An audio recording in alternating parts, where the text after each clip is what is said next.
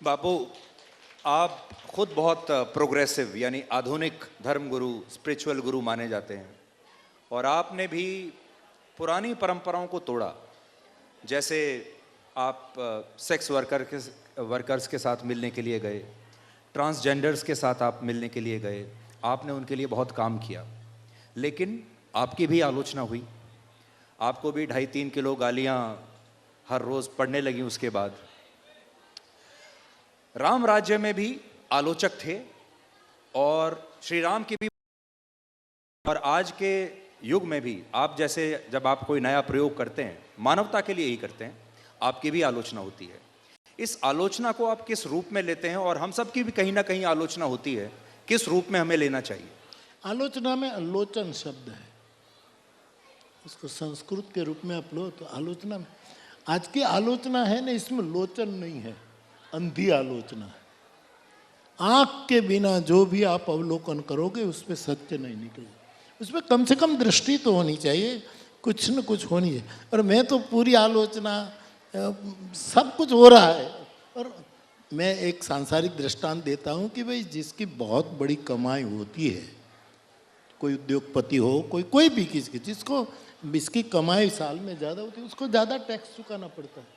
और दुनिया में जिसको बहुत आदर मिलता हो, ऊंचाई मिलती हो, लोग उसकी पवित्रता, उसकी पूजनीयता और उसकी प्रियता को प्रणाम करता हो, तो ज़्यादा टैक्स चुकाना पड़ता है। और आलोचना भी ऐसी होगी। लेकिन कोई आलोचना करे और हमें ये पता लगे कि हम सच्चे हैं, तो ये आलोचक हमारी आलोचना नहीं कर रहा है, ये अपने खानदान का परिचय दे रहा है। बापू, आप भी कभी दुखी होते हैं, आप भी कभी व्यथित होते हैं, क्योंकि आप तो पूरे संसार को रास्ता दिखाते हैं, आप पूरे संसार को सॉल्यूशन देते हैं, पर कभी आपको भी दुख होता है, दुख पहुंचता है? दुख होता है।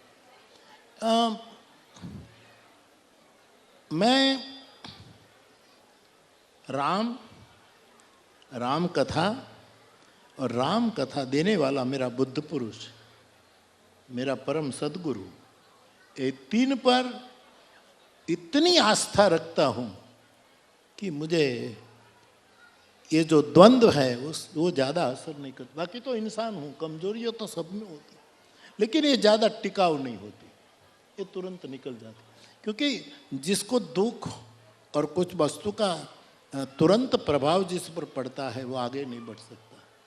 इसके लिए ये मुश्किल है, मैं पूरा कर सकता हूँ कि नहीं, ये कहना भी मुश्किल है, कमजोरी होती है। लेकिन राम नाम, राम कथा और जिसने राम कथा दी है उसके दृढ़ाश्रय से हम इससे आगे निकल सकते हैं। बापू, आपकी जो आयु है वो भी लगभग उतनी है जितनी आज़ादी के बाद इस देश की आयु है, एक आज़ाद भारत के तौर पर।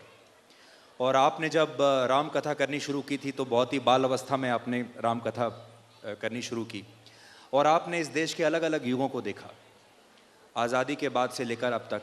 और अब ये युग है जब हम संविधान को भी खतरे में बताते हैं, लोकतंत्र को भी खतरे में बताते हैं, अभिव्यक्ति की आज़ादी को भी खतरे में बताते हैं। ये देश ही पूरा खतरे में लगता है कई बार।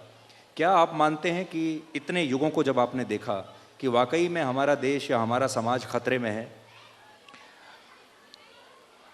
बिलक बिलक दृष्टिकोण से देखे तो ये आपकी बात भी समाज का दर्शन करने से लगता है कि लोग कहते हैं कि खतरा है, खतरा है। लेकिन मैं ये कहता हूँ, मैं आपको प्रमाण नहीं दे पाऊँगा कि कोई ये प्रमाण, मैं इति सिद्ध नहीं कर सकूँगा, लेकिन मेरी अंतर श्रद्धा ऐसी कहती है कि हमारे राष्ट्र का बहुत मंगल होने वाला है और ये मंगल पूरे विश्व को मार्गदर्शन करेगा। आप कहेंगे कि कब और प्रमाण क्या? तो मेरे पास कोई प्रमाण नहीं। भवभूति ने कहा है कि साधु के अंतःकरण की प्रवृत्ति ही प्रमाण मानी जाती है। तो मुझे लगता है और मैं चाहूंगा कि मैं ये देख सकूं कि राम राज्य मानी,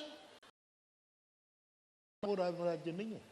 राम राज्य मानी जगत में शुभ की स्थापना करनी, वो राम राज्य। हम केवल, हम क्या कहते हैं कि हम जो हमारे देहातों में कभी कभी ऐसा लिखा जाता है कि लाभ और शुभ, और प्रांतों में शुभ और लाभ। ये मुझे अच्छा लगता है कि पहले शुभ होना चाहिए, बाद में लाभ होना चाहिए।